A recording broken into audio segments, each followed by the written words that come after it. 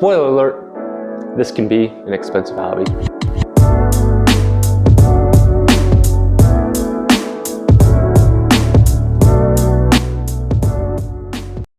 Hey, what's going on? Welcome back to Salty Roots. Thanks for checking out another video. If you're new to the channel, my name is Joe. This is my water box Infinia Reef 190.5. Today, bringing you a follow-up to my last video at the tail end where I explained a lot of my equipment was failing, seemingly one piece of equipment after another. And so just wanted to dive into that today. And again, this hobby can be pretty expensive. A common quote in the hobby is that it can be as expensive as you want it to be.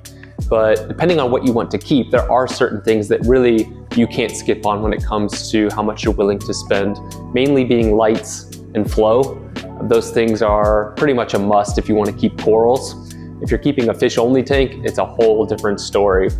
And so anyway, I started to see some of my higher end, more expensive, unfortunately, equipment fail. And again, one piece after another. And it all started with one of my Radions, which I had mentioned a couple of times on various videos. At first, it was like kind of flickering on and off. And then more recently, it just shut off. And I thought at first it was because I was doing a water change. And normally I just do the 5-gallon kind of jugs that have the small nozzle and it's pretty direct flow to the tank. For whatever reason, I decided to do a 5-gallon bucket, which caused a little bit more splashing than normal. And I thought some of the water had gotten onto the Radion and caused it to kind of short circuit or fry it or whatever the case may be, it shut off. I ended up taking it apart, looking inside of it, and it honestly looked completely fine. Really no corrosion, no moisture at all. I tried replacing the power adapter, no luck there.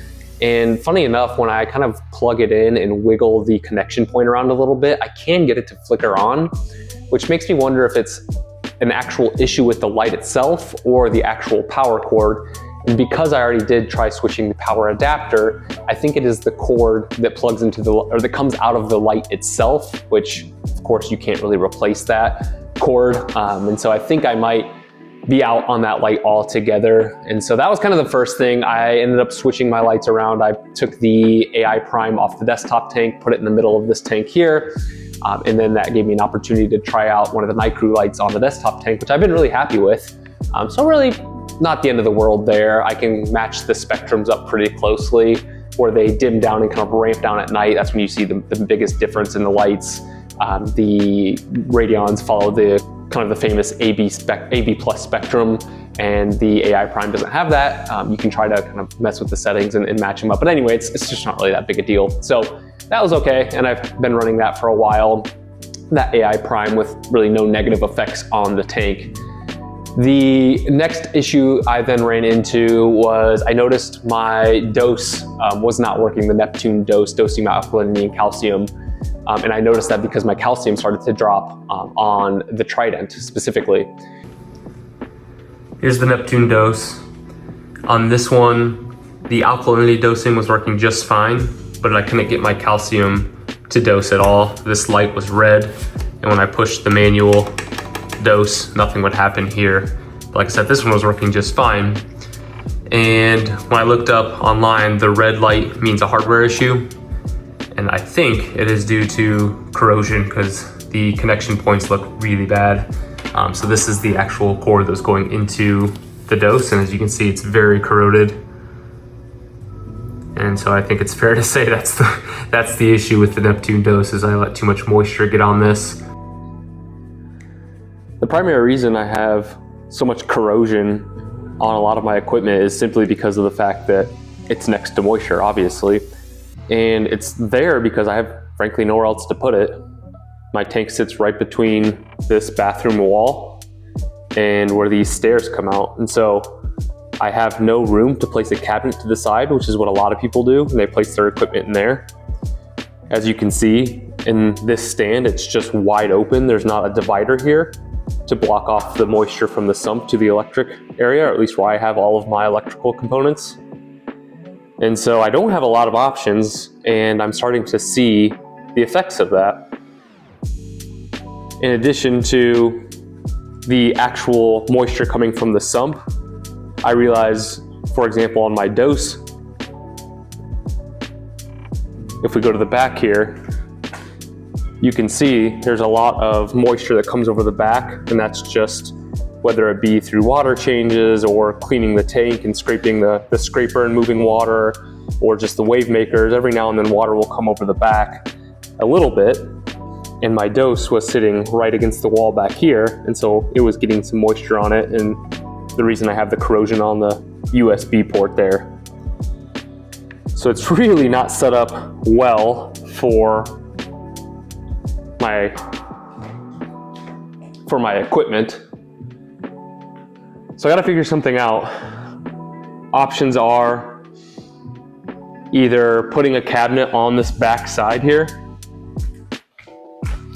and then just running my equipment, drilling a hole in the wall and running my equipment here and putting my electric there. Probably in the end of the day be the easiest. I don't think Kylie would love the hole I'd have to drill in the wall. I can't really put it through that wall into the bathroom because there's the vanity that sits right on the other side, and the vanity's full. There's definitely no room for equipment there. I could potentially try and fit in a little divider wall here just to kind of block some of that moisture, but it's still under the tank, and a lot of people say just don't put anything electric under a big box of water. And then the last thing I thought about would take some custom work, but kind of trying to build a step down cabinet box on the side here. At the end of the day, it's mostly right angles. It probably wouldn't be that difficult, and then just paint it black, but would take at the same time a bit of effort. So I don't know, I gotta figure something out. I've been dosing by hand, which has been fine. Kind of going old school with that, and also old school with the testing, which leads to my next issue with the Trident. I've had the Trident for a very long time, and I've taken it apart enough to really blame myself on this. I'm not blaming Neptune at all. As soon as you take it apart, that's on you. You kind of void any type of warranty or anything like that. Not that I would have a warranty anyway, because I've had it for 7, 8 years at this point. And so the first issue was a no water sample, which is pretty common, and I kind of took it apart again, cleared out all the lines, and still wasn't quite working. But what I ended up needing to do was priming the sample line, and so filling that sample line with water and then running the test and priming it that way, and everything was completely fine. So then I had my water sample. Shortly after that, I ran into a test B fail. And I've had that one before, and at first there was a blockage in the line, and so I tried that. I ended up clearing all the lines out, same thing that I did with the water sample line, and that one was kind of frustrating. I could not get the test B to work. What I ended up doing on that one was messing with the actual solenoid, which is a problem I've had in the past. This specific solenoid within the Trident gets stuck, so there was some moisture, some corrosion on that as well at some point. And I had fixed it in the past, thanks to Devin from Reef Dudes. There's another video on this channel that helped me figure that out. Was you should on that solenoid be able to push the button in completely that moves the whole pin inside of that solenoid, and it was stuck and not moving. So I kind of got that cleared out as much of the corrosion as I could, put some dielectric grease on it and things like that. And so I should have went there first, knowing that was an issue in the past. But anyway, once I kind of remembered that, I pulled that out, and sure enough, the solenoid was corroded again. And I think that was due to a leak in the actual Trident with the hosing not, secured really tightly. So I made sure I reconnected all of the hosings and tubings, and made sure everything was nice and snug. Ran some tests with the housing off to make sure nothing was leaking. But then I also took it a step further on the corrosion on the actual pin inside the solenoid, where I literally took a drill with a wire brush and really removed as much of that corrosion as I could, because I think that was still causing some friction and not allowing that button to move, or that solenoid to work as it was supposed to. So as soon as I got that fixed, the Trident was then fixed, and it's up and running right now.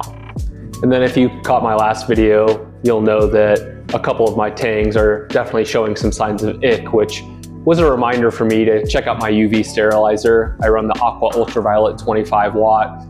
Could use a bigger one, but that's a pretty decent UV to have on this tank. And so you should probably be changing those bulbs out at least once every 6 months. I had not changed mine out in quite some time. Not to say that's the only reason, but I would say a contributing factor to seeing some of the signs of ick on those tangs. And so sure enough, I took that UV off, pulled the bulb out, and the sleeve itself, the quartz sleeve, was completely covered with mineral deposits, and that light wasn't even getting through. And then the light itself needed to be changed as well. So that's no big deal. That's standard maintenance. So I ordered a new bulb. That's not too expensive. Typically like to go to the local fish store for those as well, but that's a pretty specific thing. I just like to get them in person if at all possible because they're so fragile, but they ship them really well these days, and so that came in just fine. And of course, when it rains, it pours. I went to put that bulb in, but before I did that, I cleaned off the quartz sleeve. And so cleaned that completely off, and it has this little rubber stopper at the top that fits into the cap that screws on. And so I was trying my best to be careful, knowing that they are fragile, but sure enough, as I was pushing that quartz sleeve back into the cap, I cracked the top of it. And I couldn't even be surprised at that point with everything that I had failing on me. I kind of just told myself, of course, and luckily, again, those aren't overly expensive. And so had to then order a new quartz sleeve. That came in, was even more careful this time, put the bulb in and got that attached and back up and running on the system. And so not the end of the world there either. It was more annoying than anything and my own fault, but a reminder to make sure you're changing your UV bulb at least once every 6 months. And when you do so, be super careful in handling both the quartz sleeve and the bulb itself. Lastly, started to hear kind of a strange noise from my skimmer. I have a secondhand Reef octopus skimmer. It's always worked fine. It's a little louder than I would like, and at times it gets really loud, and I kind of use that as a sign for anytime it gets louder than usual, I just take it out of the tank and clean it completely. And so the noise was coming from the pump. It was kind of making a funny noise. And I took it out, went outside, got it completely cleaned. And then when I put it back together and put it into the tank, it wouldn't work at all. The pump actually wouldn't go. And so I started to mess with that a little bit. I figured I'd just put it together incorrectly. Took it back out of the tank. I would plug the pump in and it would strangely work outside of the tank. So it would run dry, which obviously you don't want to run it dry too long, but it would work. But as soon as I put it in the water, the pump would stop working. It would make a humming noise like it was wanting to work, but the impeller wouldn't spin. And so some of you may know exactly what that cause is. It might be something with, I don't know, some internal component, or maybe something fell off when I was cleaning it. I'm not sure. I think I could either A, get a new pump for that, or I know I could get a new pump for that and it would work fine. Or B, I could just kind of keep messing with it. I think I could eventually figure it out. But like I had said, it's secondhand anyway. It has always been a little bit louder than I would like. And I've always got my skimmers secondhand. I started out with Bubble Magus skimmers, which were fine. I actually really like those skimmers a lot. They're quiet, they work well, they're at a reasonable price point. And so nothing against those. That was kind of my initial thought, was maybe I'll just go back to one of those. But then I reached out to my local fish store and a journey began with skimmers. And so I always like to, and I encourage you to support your local fish store as much as possible. And I wanted to do that. I wanted to support, I like to go to Reef up in Jacksonville. I talk about them all the time. The manager, Max, there is great, very knowledgeable. And so shot him a quick message, asked what he had on the shelf. He asked me to remind him of the size of the tank. He said didn't really have many options there, but he did have the Nios Quantum 160, which is more expensive than I was thinking at first, but a really, really solid pump, a really, really solid skimmer, excuse me. And so I said, you know what, let me come up and I'll check that out. And so I drove up there. It is about 40 minutes away, but I like going up there, I like talking to him, and I, again, want to support them. I think the price they had versus online, a few places may have had it $5 or so cheaper, but that's fine with me to support them. And so I went up there, took a look at it, and just decided to pull the trigger on that skimmer. I've kind of, for those reasons I just described, kind of been interested in getting a higher end, really nice quality new skimmer. I've just never had one like that before. And so I went ahead and purchased that and drove home really excited. I was actually doing an unboxing video of that skimmer and kind of getting all of the components out. And as I'm doing the video, I realized where the pump box is. I kind of mentioned in the video that, and this is where the pump's gonna be, there was no pump. I hadn't unboxed everything at this point, so I just figured it was somewhere else, and you can see where this is going. The pump actually wasn't in the box, which is pretty unfortunate to say the least. Messaged the local fish store. They said that's strange, of course, but didn't ask any questions. They said, we're so sorry about that. Let me get you a new pump ordered. So they obviously had no idea that it wasn't in there. That does them no good to sell it without a pump. So They were that, a few days passed, and messaged me and said, hey, the pump's in. So ran back up there, another 40 minutes up to the store, grabbed the pump. I actually ended up getting this starfish as well. My daughter's talked me into this Linkia starfish, which is really cool. They're sensitive, a little bit harder to keep. You need a mature system, which this has been up and running just about 2 years. So far, he's doing really well, and the girls love him. So purchased him, grabbed the pump, everything was great. I decided to open up that box before I left the store this time. And unfortunately, it was just the pump itself, like the housing. There was no, on the quantum skimmers, there's this kind of clear guard on the end. That was missing. There's not even an impeller. It's just like the housing of the pump. And so I'm thinking the company, when the local fish store reached out to them, figured that I just needed a replacement because the pump itself stopped working or something like that. They didn't realize that the entire thing was missing from the box. So that stung for sure. It was another drive up there and still did not have a fix to the issue, which they were besides themselves. Again, not their fault. They could not believe that this happened and were just as surprised as I was. And so these things do happen. If you got to put yourself in their shoes running the local fish store, I would imagine all kinds of situations like this tend to happen from time to time. He said it's been par for the course. Lately, he's been running into a lot of those things, and I felt for him. And like I said, I have no problem supporting them as much as I can. So I said, you know what, no problem, just let me know. He's like, I'm gonna reach out to them and explain it, and I'll get this in for you. And he said, I'll see what I can do to cover you on that commute, letting him know that it has been kind of a few long drives for me. And so they'll get it all squared away. I am still super excited to get that skimmer on to the tank. I think it's gonna make a positive impact on my nitrates. I still have them kind of hovering in the mid-20s, and so I'm looking to bring those down to around 10 or so. I think this will at least help trend in that direction with a nicer skimmer. So that's still not in yet. That was a couple of days ago, and hopefully I'll have that pump here in the next couple of days, and we'll be good there. So really all that will leave outstanding for me is the dose, which I do think I can get figured out as well. All in all, that skimmer was a little bit more expensive, but I think, like I said, I could have fixed that, the pump on it, or at least replace the pump for, who knows, maybe around $100, to the point of it's as expensive as you want to make it. And I came out okay at this point. Now, if I wanted to replace the Radion with a brand new Radion, I got that skimmer as I did, and I got a brand new head for the dose or something like that, kind of pending the results of me cleaning it off. Yeah, that's gonna be super expensive, and that is some higher end expensive equipment to have to replace. That stings, and things like that do absolutely happen to reefers from time to time. But where you can, I definitely recommend kind of getting creative, working with your local fish store.